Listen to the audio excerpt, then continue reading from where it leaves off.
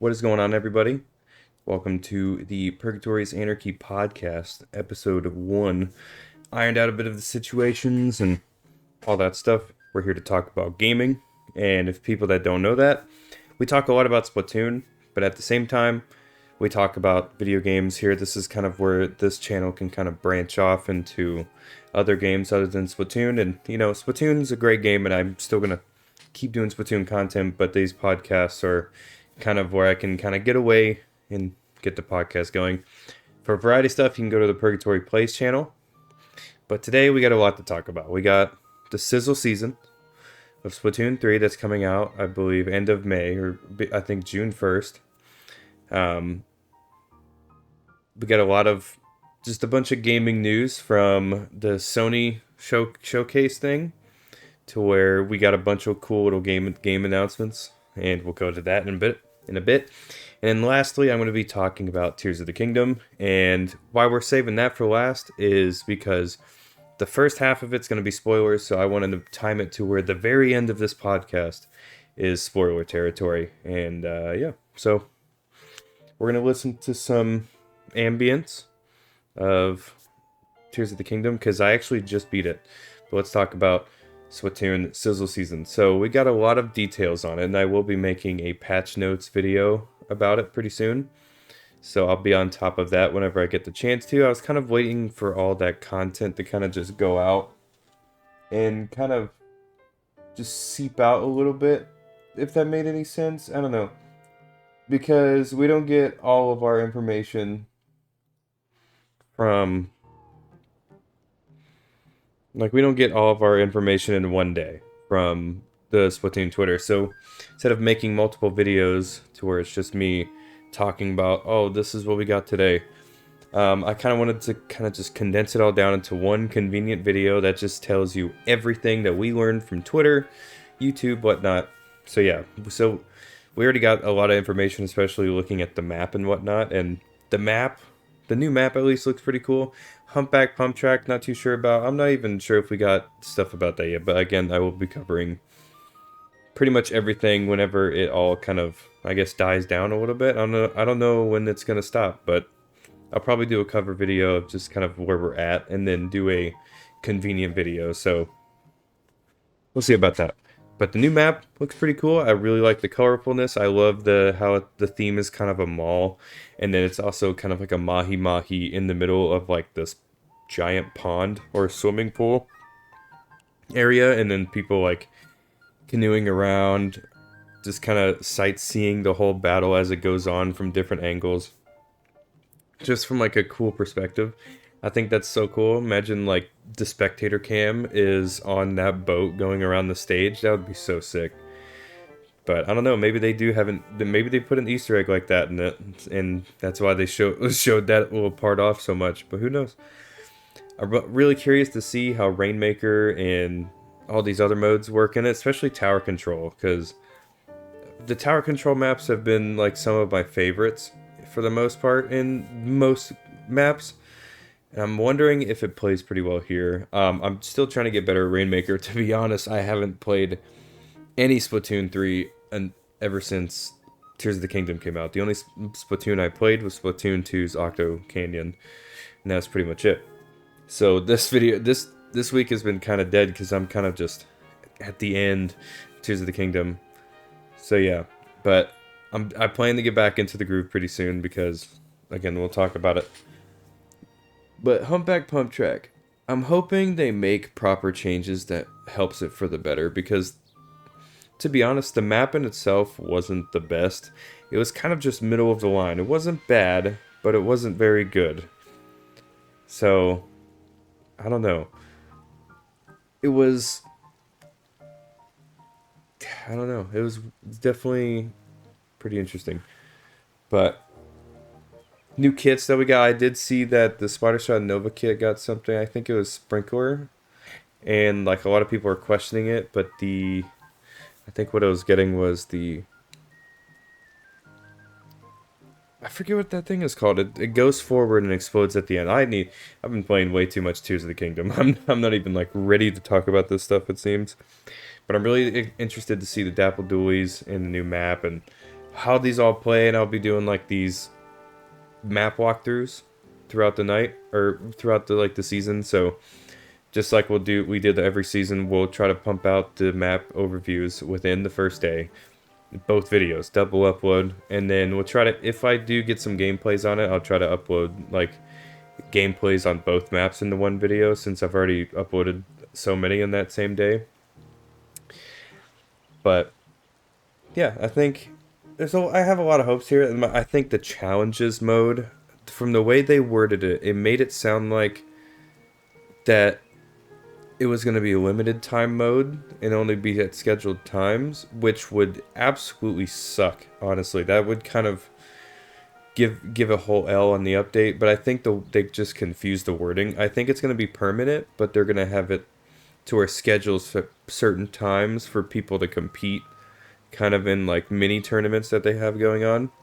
So I'm not entirely sure about all that, but I hope it's permanent. If it's not, I think this update gets a massive L in terms of the multiplayer department. No matter the maps, whatever, that mode, I really want that to pop off, and I really want it to be permanent. So let's hope, if it isn't permanent, let's hope they fix that. So so Salmon Run's finally getting a new map. So I will try to get a gameplay on that map probably the day after, I would say.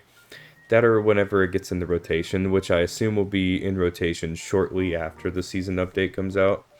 The new catalog actually looks pretty promising. I'm actually pretty excited to grind that out. And I'm actually very excited to see what comes up on the Wander Crust thing on the Nintendo Switch app. If you guys don't know, if you have a smartphone and you get the Nintendo Switch Online app, you can log into that, and there's like a small applet that they did within it called Splatnet 3, where it connects to your account, and you can order clothing and stuff off of it, but at the same time, you can get like little rewards from playing the game, especially with the Wander Crust thing. That's what it's all about, is you playing multiplayer for the most part. Because that one, it just matters on how much ink you turf, and it's really cool. So I'm really curious to see what he comes up next, because we already got the full set of Krusty Sean, like his whole outfit. I'm still working on, I think, getting the suit. I can't even remember.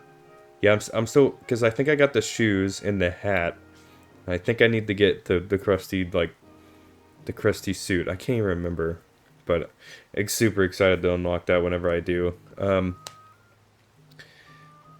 yeah, this season, it seems like a very promising season. Like the new music that they're adding, and then they're also updating That's another thing that popped up. They're actually updating the open playlist to be more like League battles. Like, so they're pretty much merging Anarchy Open and the League battle from Splatoon 2 and kind of putting into just Anarchy Open.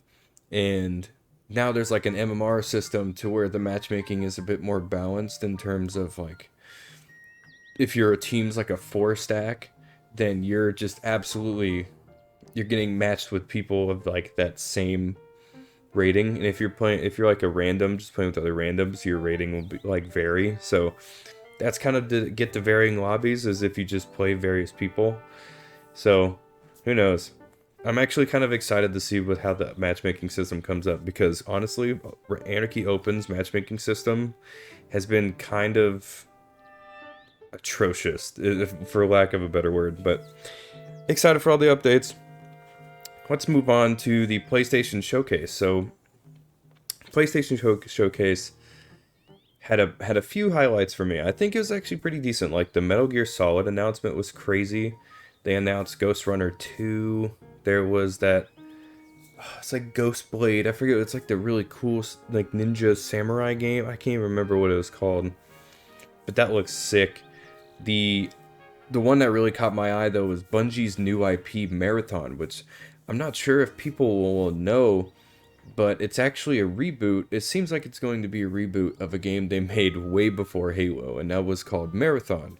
So if you can look it up, just look up Bungie Marathon, and you usually find like a Doom shooter. I don't know if that was actually Bungie at the time. Like, I don't know if they were actually called Bungie or anything like that, but it seems like it's a reboot of that. And I'm like, my history on Bungie just kind of dates back to Halo CE, and that's about it. So, like, original Xbox launch, stuff like that. But really excited to see what Bungie does, and it seems like the whole story with Destiny 2 might come to an end soon. It's called The Final Shape. I thought that was pretty interesting. So they must be like finally ending the Destiny 2 like story and just having people just play out whatever they want. I'm not entirely sure. That kind of throws me off a little bit.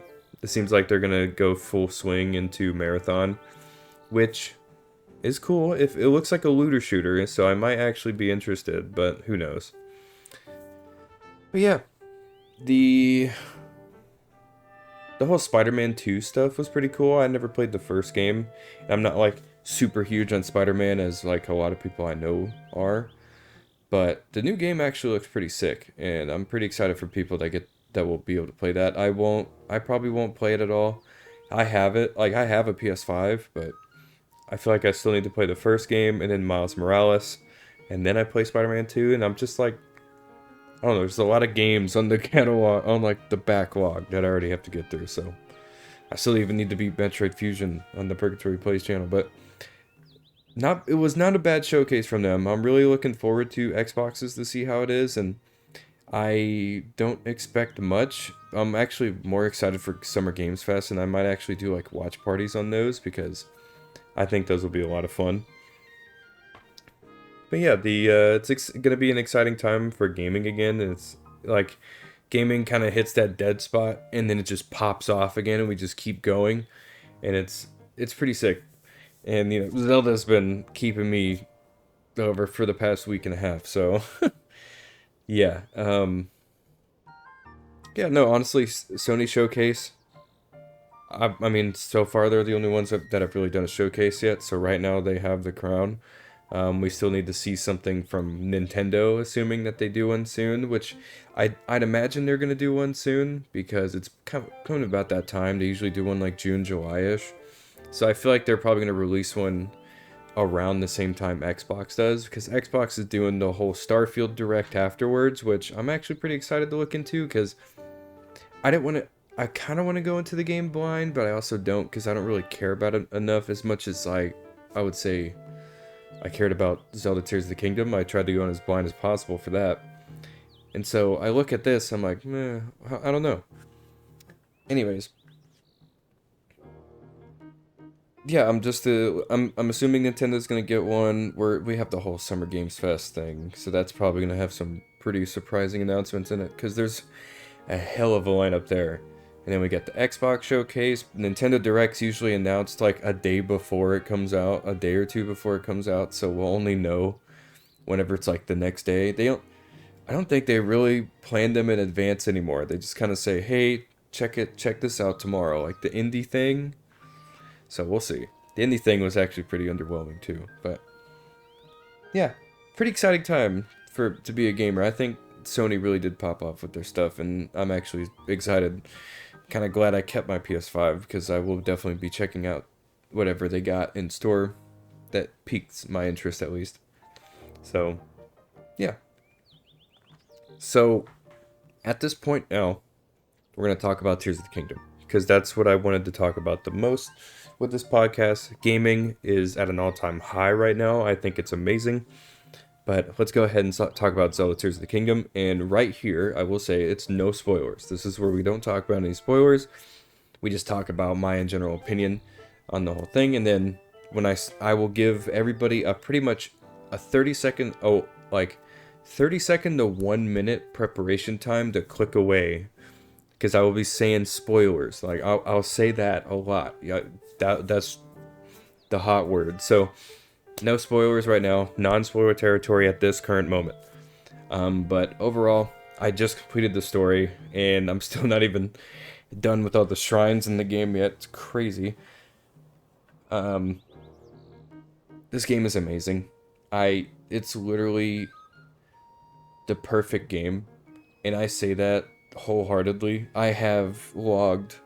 This has been the only game I've played for the past week and a half. I haven't been as addicted to a Zelda game or just any game in general until this game. I want to 100% it. All I want to do is play this game, and at this point I'm like, I'm so far in, I gotta beat the story. But Now I can like comfortably go into new games and whatnot, but I'm definitely coming back to this pretty frequently. This is gonna be one of those games I look at in the future. Somebody's gonna ask me, "What's one game you wish you could experience again?" And now my answer will be Tears of the Kingdom. My answer before was Breath of the Wild, but Tears of the Kingdom made me re-experience Breath of the Wild, but have it's like a much more improved version. They take everything that was best about Breath of the Wild, they pick it up and they throw it and they forge it into this cool sandbox that you can do. Doesn't matter what it is, doesn't matter what you have in your hands. If you can pick it up, chances are you can do something with it. And it's incredible the amount of stuff that they put into this game. It's not just a map change. It's not just Breath of the Wild map with a few changes or whatnot. No, they added not one, but two layers to the game. There's the sky stuff, which they advertised all over the place, and talk about that. Um, Great stuff, but I'll talk about something with it. Um, the whole under Hyrule, literally a secondary open world. There's like three open worlds layered on top of each other, and I don't even know how they were even able to manage doing something like that on Switch hardware. I will say right off the bat, Nintendo are a bunch of wizards. They're, like they got magic fingers. I don't know what else to say. They have the magic touch when it comes to video games. I don't know what it is about them, but every game they release, even when they're like the weakest games, even the like this game is not the best of the series, it's probably the worst of the series, it's still a fantastic game, which is crazy to me. And time again, Nintendo has proved that they're willing to push back products in order to make it good. Like Tears of the Kingdom was a delay hell. There was so much delays for this. There would be like, well, they did just one delay, but then they would tease us. Like people were like, oh, Tears, and they would give you another things like, oh, here's some more footage on what we have going on, and then they'll show you something else. And that was just a whole nightmare of us just waiting and waiting. And then that day, the title got released, and we got the release date. I was like, no way.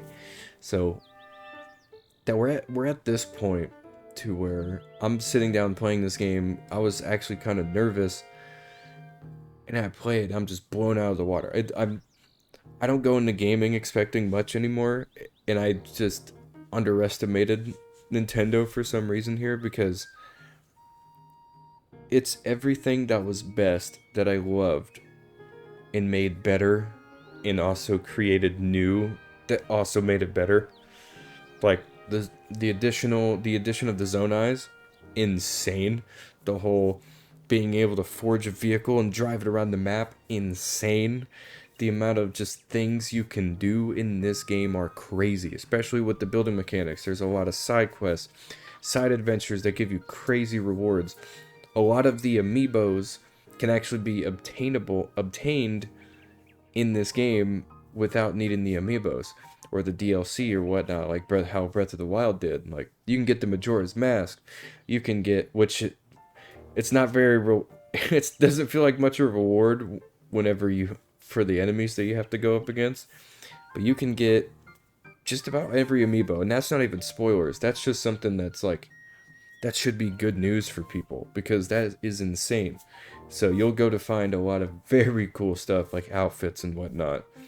But yeah, a lot of the characters have grown up, especially Purah. My goodness, I had a lot of people like myself acting up.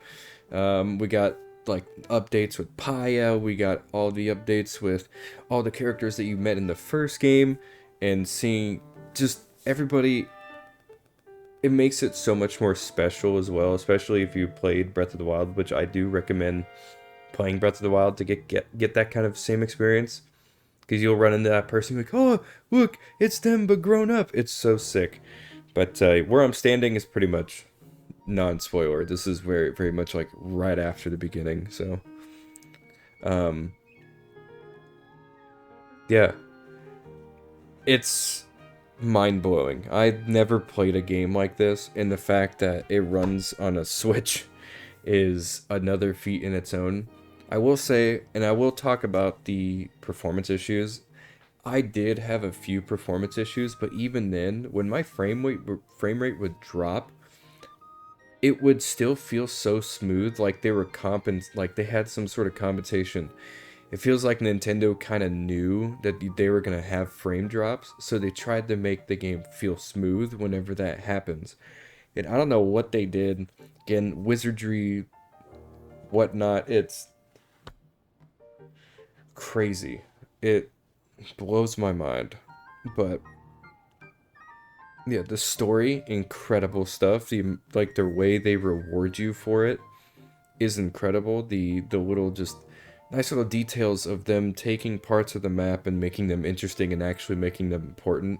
When in the past game, you barely even explored these areas because they didn't really do much with it.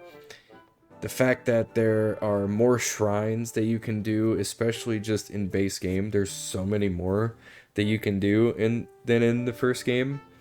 And this, yeah, Nintendo literally looked at every single feature in this game, like story, gameplay, mechanics, all that stuff, and they said, let's make it better. They didn't take them out, they didn't rip them out of the game, they didn't rework them to be this crazy stuff. They just said, let's make it better. And they did.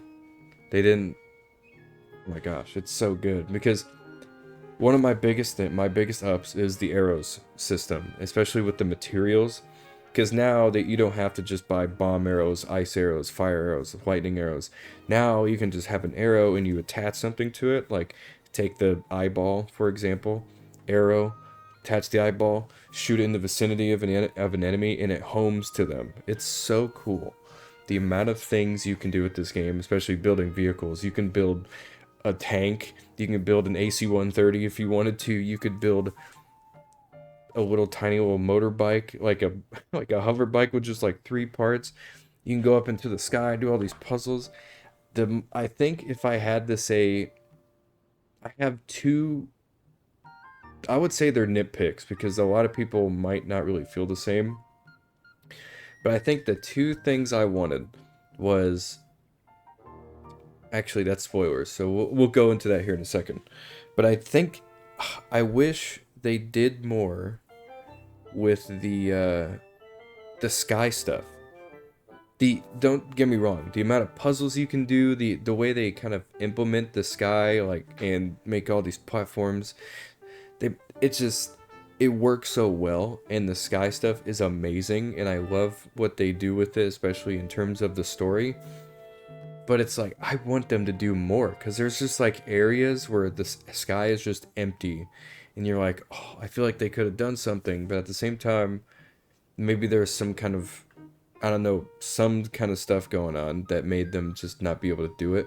That or they're probably waiting for DLC, because we all know we're going to get an expansion for this, like we did with Breath of the Wild, and God can only tell. I might give my predictions in spoiler territory, but only anything can tell when that would be. But yeah, story's amazing, gameplay's amazing, mechanics, literally the most rage-inducing thing I've done in the game. Like, there's that section of the game where you're like, I hate this, but you do it anyways. Even that I was having a blast with, even with like not even like tedious. It was just more challenging parts. They were fun challenges. They felt good to do. The combat in this game felt amazing. Even with like some of like the performance dips that will happen, it doesn't happen as often as everybody says it does, but yeah, it's pretty crazy. I just wish they did more with the sky stuff, and that's really all I'll say. But right here, alright, so this is the start of the alert, and this is spoiler territory. This is when we're going to start talking about story stuff, a bunch of other stuff. So this is spoiler territory, and we're going to kind of rapid fire a little bit, but again, I'm going to get real close. Spoiler territory, okay? I'm going to give you all 30. I'm going to give you all, let's see. Spoiler territory, again, that's very spoilers. Like, I'm making sure I'm covering my own ass so you guys don't yell at me, alright?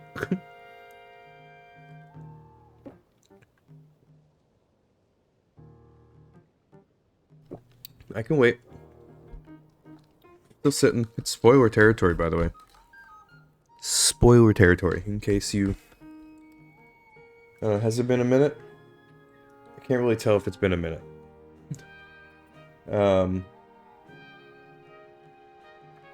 Can't really tell if it's been a minute. But it's, again, so we'll just end it right here then. Spoiler territory. Okay? You get, alright, you gone? I warned you. Okay. So the story, the way that Zelda becomes like the god. That's spoilers. Okay, they should be gone by now. So a lot with the story to talk about, and like I have no bad to say about this. It starts off with the most eerie stuff ever. It's like you right off the bat you're told this game is going to be dark, and for the first half it's like the calm before the storm, and then the second half pops off with the story. And I'm talking more about the memories stuff because that's where kind of story is. The other kind of story stuff is you interacting with Purah at the beginning after you do the whole intro of the game, which you meet a really cool character at the beginning named Rauru, who might be one of my favorite king in Zelda now, and we will talk about that here in a second with all the memories. And we're also going to be talking about the temples that are going on in the sky. But anyways, the game kicks you off. You do this whole intro. Rauru tells you everything.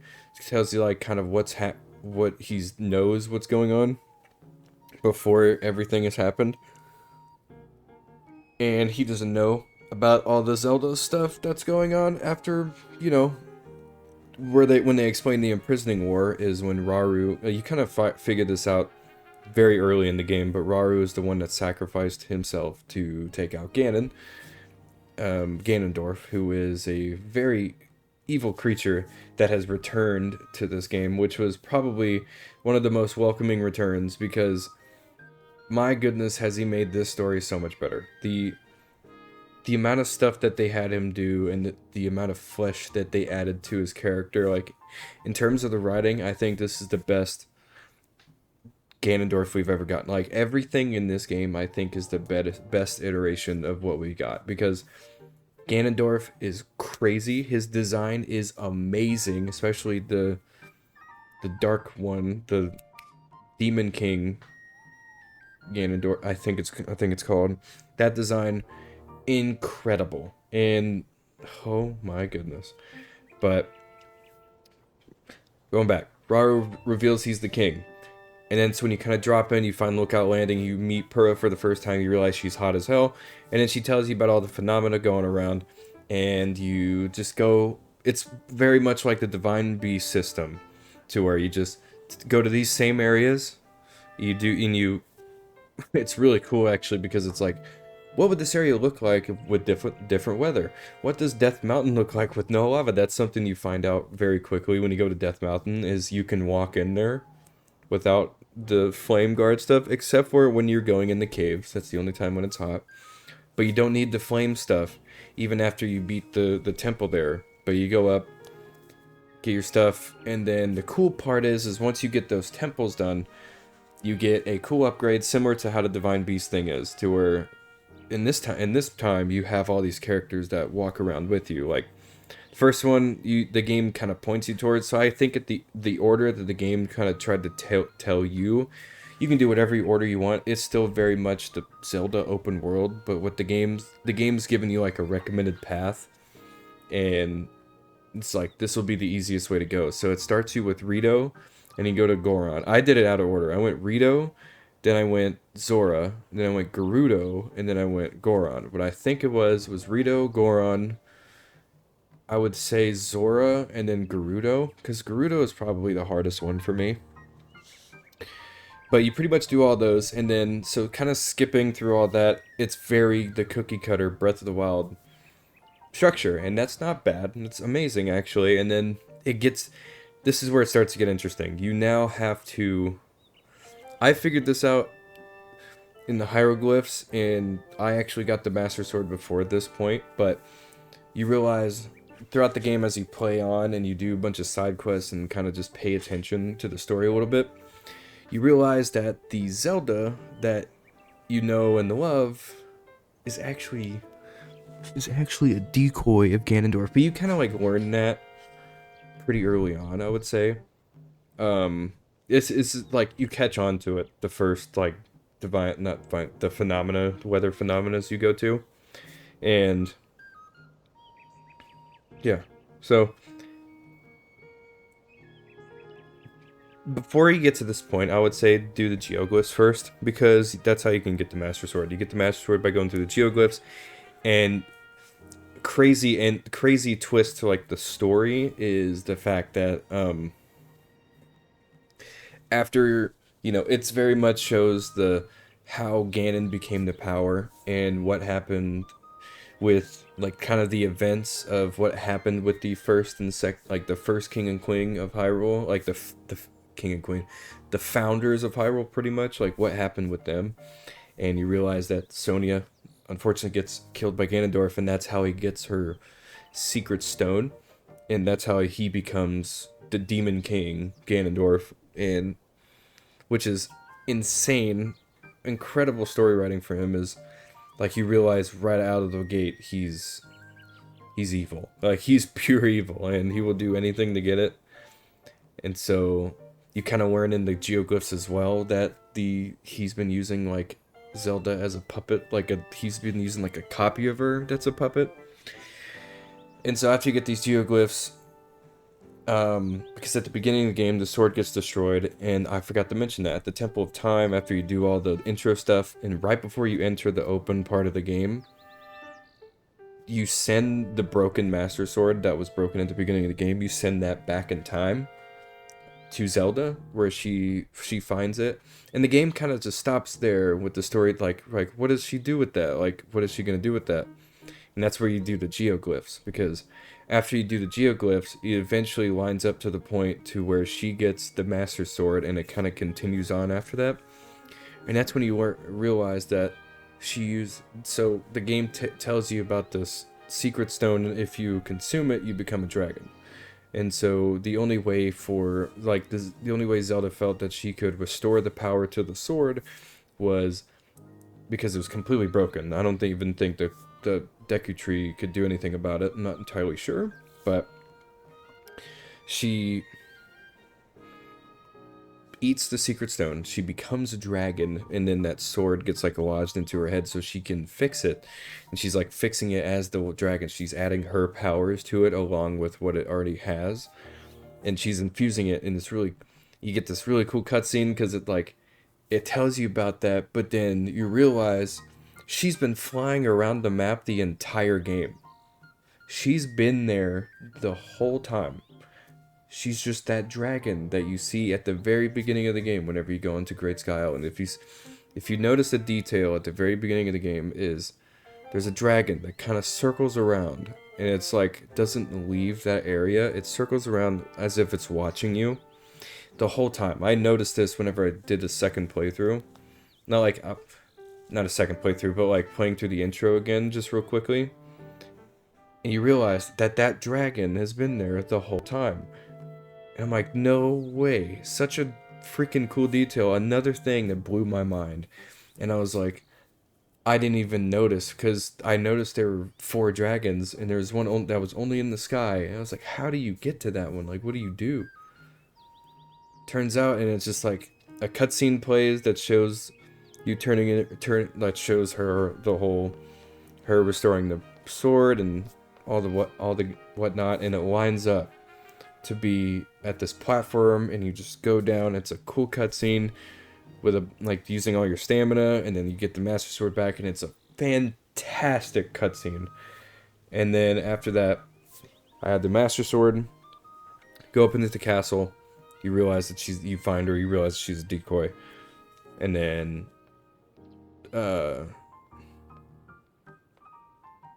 yeah, you realize that she's a decoy, and then you kind of get rid of that, and you it turns out it was actually a trap from Ganon to make sure he can just kill you early because he's still restoring his power at that point. And then at this point, you have to find where he is. They realize that there were 5 sages the whole time instead of 4, and you now had to have one more sage. And this is where the game got really cool. It's like, okay, there's a 5th sage. Where do I find it?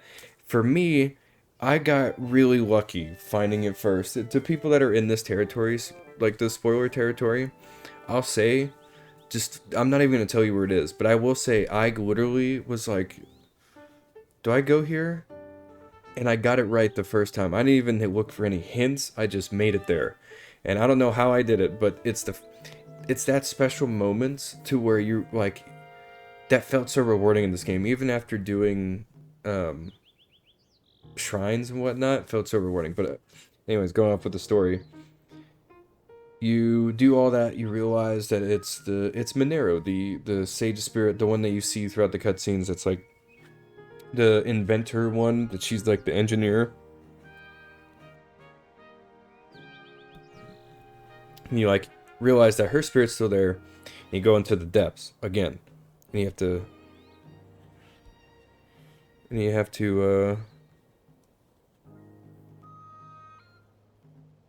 yeah, you have to do this whole thing in the depths where you have to put a body together for her, and then you get her spirit. It's so cool, and it's like a really cool cutscene telling you the rest of the story with Zelda and the whole invasion and like stuff from her perspective, and her like her point of view on like that's kind of when she confronts Zelda about the whole dragon thing, and it's so cool. It's so cool.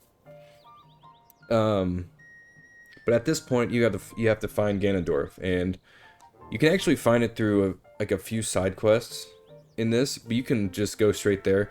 It's in a very obvious spot. I won't explore it. I won't like spoil that too much, but it's in a very obvious spot. Just where you thought it was, it's there. If you think it's there, it's probably there. But that's probably the hardest part of the game. You get to Ganondorf's like little lair, and then it becomes the boss fight. At this point, I'm ready. I had the attack up gear, the amiibo little gear, the fierce deity one. Got that one ready, and that boss fight was a breeze for me. And then it just became so much cooler, because it's very much kind of the same like 3-phaser as the first game was. So it's like the first phase is just Ganon. Like you see him morph back into this cool little form. And then the second phase is Demon King Ganon. And that's such like my favorite design of him so much. And then at the end when you beat that, he even does like a cool thing with the health bar. It's so funny. But and after that you beat him, and then he refuses to die, and it becomes kind of like the Calamity Ganon thing, to where he becomes this much bigger being. And it just becomes this dragon battle, because he eats his secret stone. And it just becomes a dragon. So, also, sorry if you can hear my dog, but it becomes this dragon battle. And then you're just going on there, and you have to take out these four things on its back, and then you go after its forehead. It's such this cool cutscene. Oh my gosh.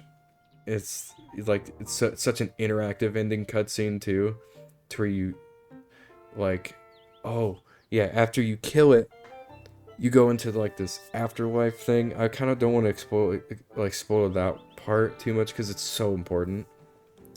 But the cutscene you get there after you kill Ganon is incredible. The part of the game that was the part of the game that put tears on my face. It was so beautiful. The entire story of this game is amazing. And again, I hope to the people that were when I meant spoilers, I meant spoilers. And if you're still hearing the spoiler, I warned you before. I literally warned you, so don't get mad at me. But yeah, Tears of the Kingdom, they even kind of explained what happened to the Guardian stuff. The game's environment kind of explains to you what happens to all the the previous game shrines, all the other stuff, they do a really fantastic job at kind of like making subtle hints at to what, like, okay, this is what happened with the things from the first game, and just so many little details. I don't know where I'm gonna edit this in, but I forgot to mention one of my flaws that was in the spoiler area. And that was the fact that they didn't really do much with the, just like Breath of the Wild. It's like they didn't do anything with post game. If you beat the game, it just boots you back to menu, and that's pretty much you're done playing. Stop playing, close the game, whatnot, go to bed. But it's a little upsetting to me. I understand why they do it, but it's a little upsetting. I think that was probably my biggest flaw with Breath of the Wild, and the fact that it came back to Tears of the Kingdom. It's not a huge deal. Obviously, it didn't hinder my experience at all, but it was just like a tiny little thing that I was like, damn, I wish they did that in this game, but it is what it is. Okay. Back to present, like live me, I guess. There was so much love poured into this game. I can tell why it took them so long to make, even though they just were using fair kind of samey animations, and just there's so much more art that they had to do. They added caves to them. Like the amount of stuff that they did to the map is crazy. Because now they added like caves, they added more purpose to that Spirit of the Beast thing. They have like a pony, like a reward system. When I mean they focused on everything in this game, I mean they focused on everything. Because even the horses, that was improved entirely. It became this cool reward system. You're rewarded for just about everything that you do. A lot of the shrines are just really cool. A lot more of them are blessings, just because they took the environments and made it a bigger playground at this point, and it's insane.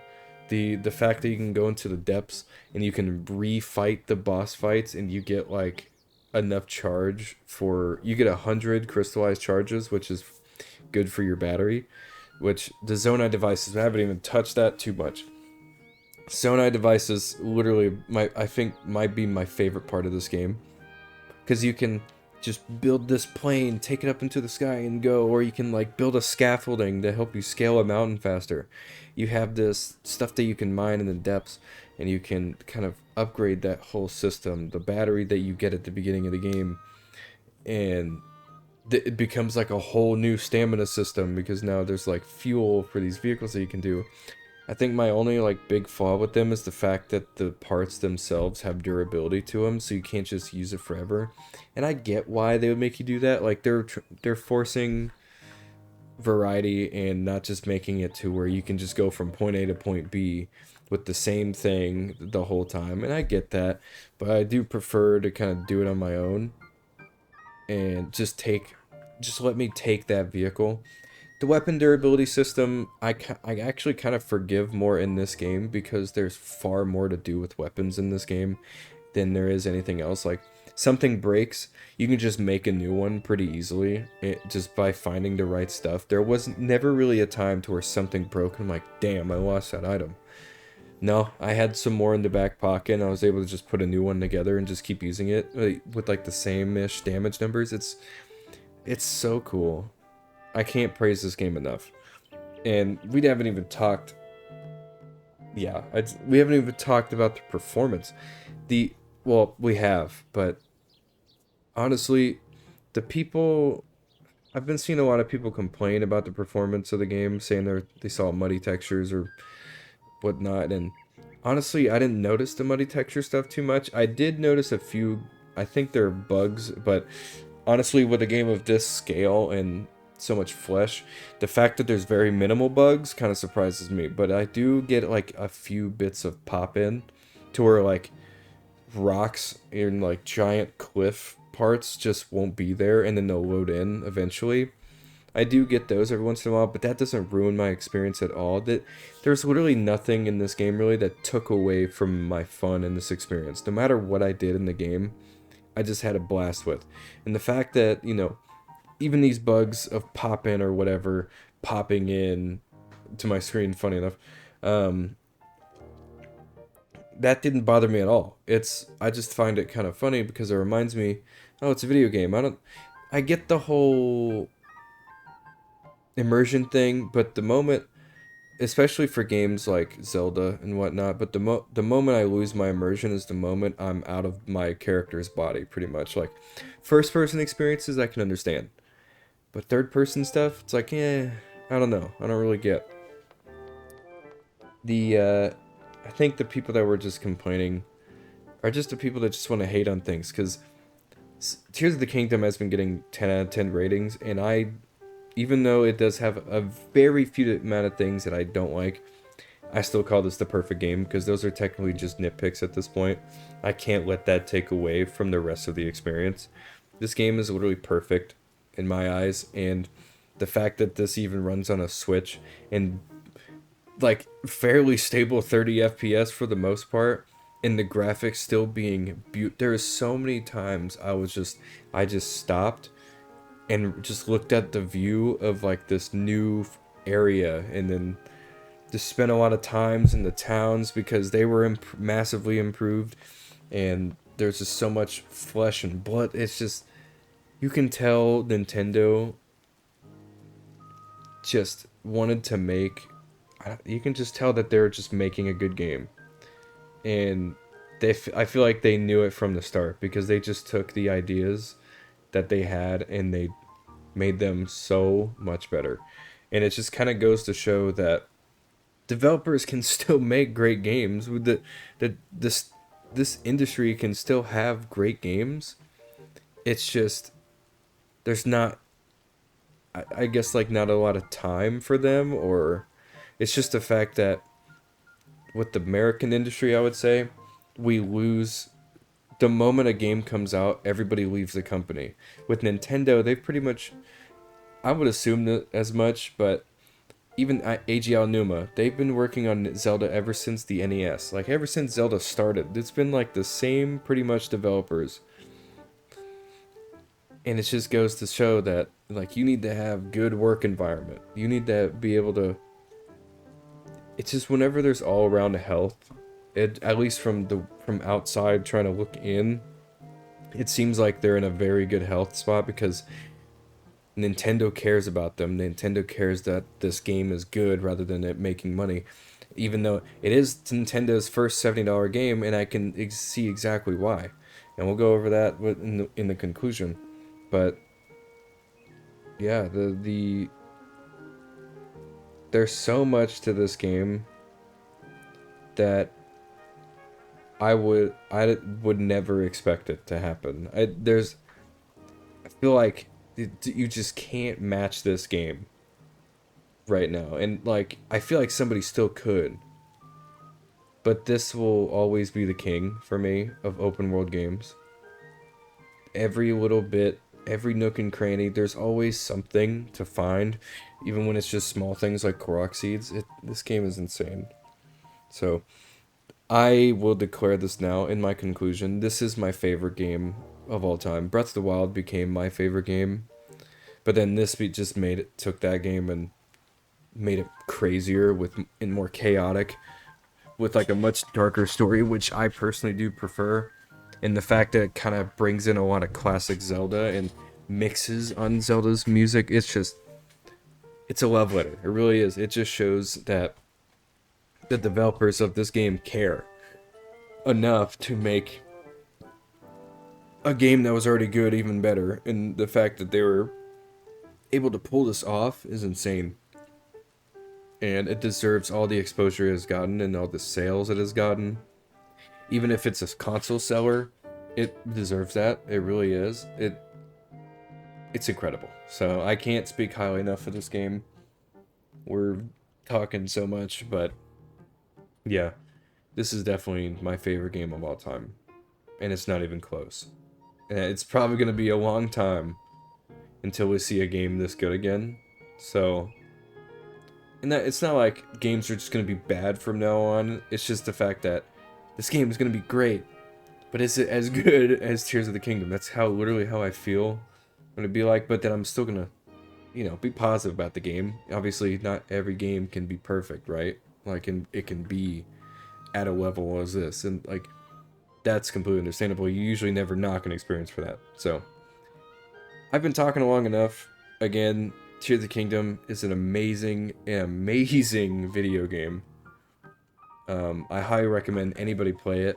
It's very much worth the $70. I do recommend though playing Breath of the Wild first if you can, because it just makes Tears of the Kingdom so much more special. I feel like they still somehow made Breath of the Wild important to play, even though story-wise you don't technically need to know everything about Breath of the Wild. You technically don't need to play it, but they encourage you to, and it kind of adds to that experience. So I would recommend it. You don't need to though. But yeah, this game is special, man. And but I feel like it's time for me to kind of branch off from it for a little bit. 'Cause even though I'm still not burnt out. I could play this for another 70, 80 hours or whatever I have on it now. But yeah, let me see. Last time when I looked, I had 90 hours. So what happens if I go ahead and save and quit? Save right here. Close the game.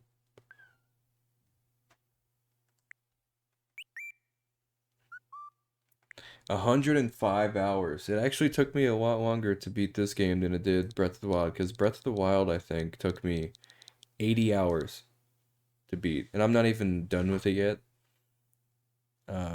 100%ing the shrines, though, I think they added like another 10 hours in terms of just like completionism for Breath of the Wild. But yeah, 105 hours. I believe it. But anyways, hopefully you guys did enjoy this episode of the podcast. I'm really excited for the Splatoon 3 stuff coming out. I'm really excited for um, just what's coming up in the future for the next couple months.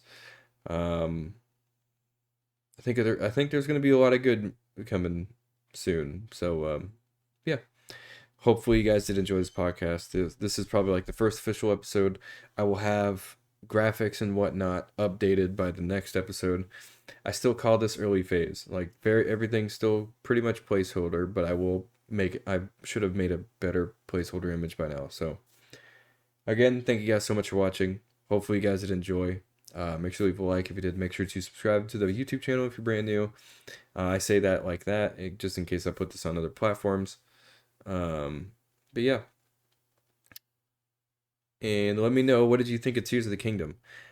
I'm very curious to see how people feel, especially Zelda fans. Just people who are longtime Zelda fans that didn't like Breath of the Wild are actually really liking this game too, which is honestly great to see. So I'm actually really glad those guys are able to enjoy a new Zelda game and stuff like that. So yeah. Anyways, thank you guys again. I love you all. Have an absolutely fantastic day, and I'll see you in the next video, which is probably going to be Splatoon 3. And I'm also working on a Tears of the Kingdom video.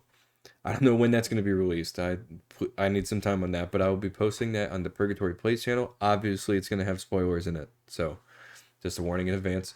Thank you guys again. I love you all. Have an absolutely fantastic day, and take care of each other. Yeah, have a good night. I love you all. Have an absolutely fantastic day, night, whatever time it is for you. It's pretty late for me, so see you guys later.